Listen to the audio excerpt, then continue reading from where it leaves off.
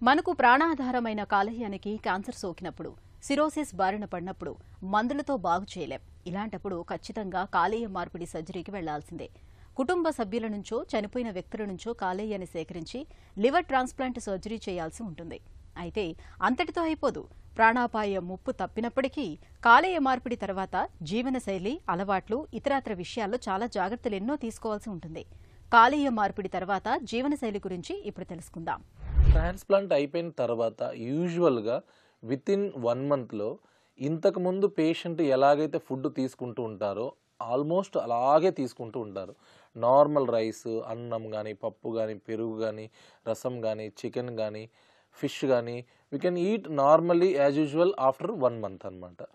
Once patient యొక్క stability బాగుంది, ఆయన యొక్క లైఫ్ స్టైల్స్ బాగున్నాయి, ఆయన యొక్క గట్ హెల్త్ కూడా అంతా బాగుంది అంటే it is like normal routine life అనమాట.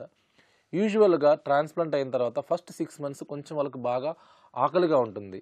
ఎందుకంటే ఈ ఆకలి పెరగడానికి గల కారణం మెయిన్గా మనం ఇచ్చే ఇమ్యూనోసప్రెసివ్ డ్రగ్స్ కానీ, ఈ స్టెరాయిడ్స్ వల్ల కానీ, మన బాడీలో ఉన్నటువంటి బ్రెయిన్లో ఉన్నటువంటి హార్మోన్స్ ఈ స్టెరాయిడ్స్ వల్ల ఈ బాగా ఆకలి పెంచేస్తుంది అనమాట. ఇంక్రీజ్డ్ హెపటైట్ అనమాట. హెపటైట్ సెంటర్స్ బాగా యాక్టివేట్ అవ్వడం వల్ల ఈ హెపటైట్ బాగా పెరిగి ఫుడ్ బాగా తీసుకుంటూ ఉంటారు.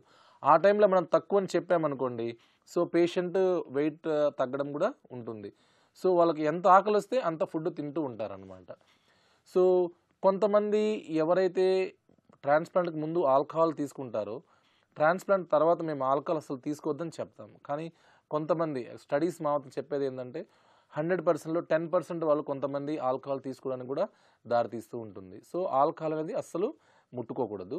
And routine life styles, proper weight monitoring, proper immunosuppressive medications తీసుకుంటూ ఇన్ఫెక్షన్ లేకుండా జాగ్రత్తగా చూసుకుంటూ